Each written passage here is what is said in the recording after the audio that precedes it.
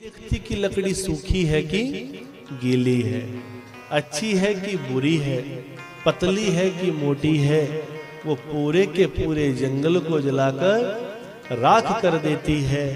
आग के अंगार के ऊपर, आग के ढेर के ऊपर आप रात में अंधेरे में अनजाने में पैर रख दो तो भी पैर जलता है, और अगर कहीं दिन के उजाले में जानबूझकर पैर रख दो तो भी पैर जलता है।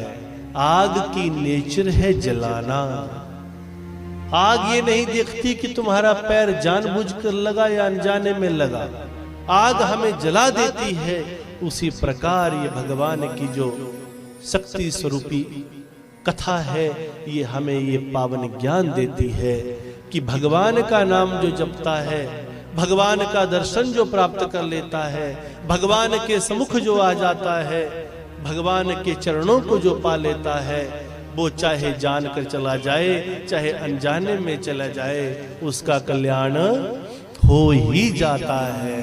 बोलिए बाल मुकुंद भगवान की, बोलिए भागवत भगवान की। अब कथा प्रेमियों प्रश्न ये उठता है कि पूतना गोकुल में कैसे पहुंच गई। जब जब नंद बाबा गोकुल से मथुरा जाते हैं तो पूतना आती है। मथुरा क्या है? देखो भगवान आए हैं, भगवान गोकुल में आए हैं। नंद बाबा जिसे मैंने कहा नंदती सर्वजना नामः सनंदा, जो सबको आनंद देते हैं उनका नाम क्या है? जो सबको आनंद देते हैं उनका नाम क्या है? नंद बाबा। नंद हमारी जीवात्मा है, हमारे अंदर जो हमारी जीवात्मा बैठी है ना, उसका नाम नंद है। अब नंद जीवात्मा है और गोकुल हमारा हृदय है। वो परमात्मा कहां बैठे हैं? हमारे हृदय में बैठे हैं, दिल में बैठे हैं। गोकुल हमारा हृदय है, नंद हमारी जीवात्मा है। भगवान गोकुल में आए हैं। मथुरा हमारा शरीर है और मथुरा का राजा कौन है? कंस। उस मथुरा का राजा कंस है और इस मथुरा का राजा कौन है? इस शरीर का राजा कौन है?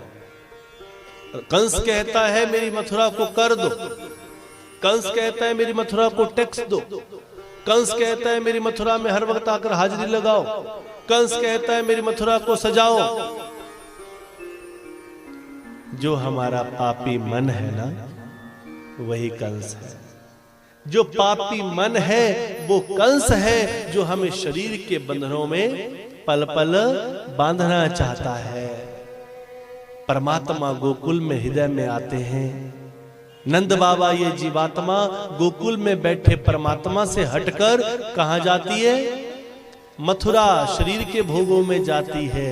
हे जीवात्मा, जब जब तू गोकुल से अपने हृदय से निकलकर परमात्मा के स्थान को भूलकर जब जब तू शरीर के भोगों में फंस जाती है, शरीर की सजने संवरने में लग जाती है, इंद्रियों के विकारों में लग जाती है, तो परमात्मा से तू विमुख हो जाती है और पूतना हमारे गोकुल में प्रवेश कर जाती है।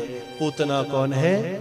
पूतना कोई और नहीं, पूतना हमारे गोकुल में, हमारे हृदय में, हमारे इस पूरे तंत्र में जो हमारी गंदगी है, जो हमारे गंदे विकार हैं, जो हमारी गंदी सोच है, बीड़ी सिगरेट मांस पान तंबाकू जुआ वैश्य गमन गाली गलौच क्रोध काम क्रोध लोभ मोह अहंकार, ये जो हमारे सारे विकार हैं, इसका ही नाम पूतना है।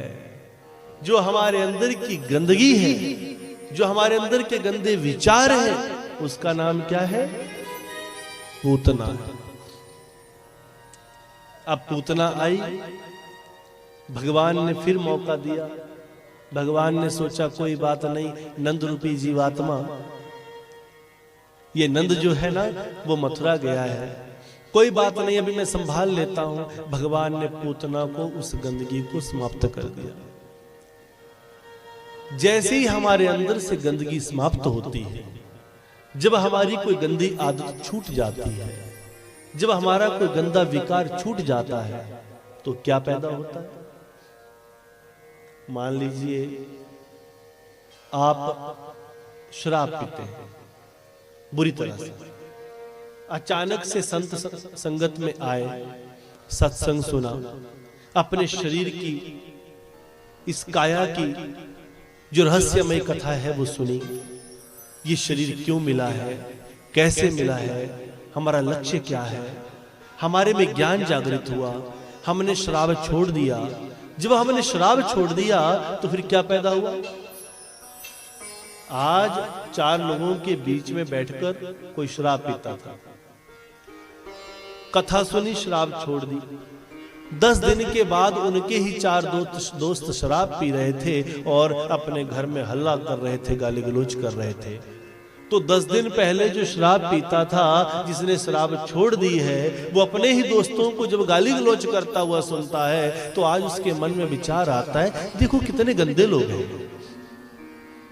शराब पीकर अपने परिवार को तंग कर रहे हैं, और मैं इतना साफ सुथरा हूं, मैं तो कभी शराब पीता ही नहीं हूं। तो ये भाव जब अंदर पैदा हो गया तो इस भाव का नाम क्या है? इस भाव का नाम है अहंकार। इस भाव का नाम है अहंकार। पैदा हो गया कि मैं बहुत साफ सुथरा हूं, मैं बहुत अच्छा हूं। एक देवी जो 5 सालों से अपनी सास को तंग कर रही है, अचानक से सत्संग सुना, सास के साथ प्यार से रहने लगी। पड़ोस की एक बहन अपनी सास से बड़ा गंदा व्यवहार करती है। पड़ोसन को अपनी सास से गंदा व्यवहार करते हुए देखा तो इस बहन के मन में आया, देखो ये सामने वाली कितनी गंदी है, मैं तो कितनी अच्छी हूं, मैं अपनी सास से गलत व्यवहार नहीं करती। ये अहंकार पैदा हो गया। उतना गंदगी जब चली गई तो अहंकार पैदा हो गया।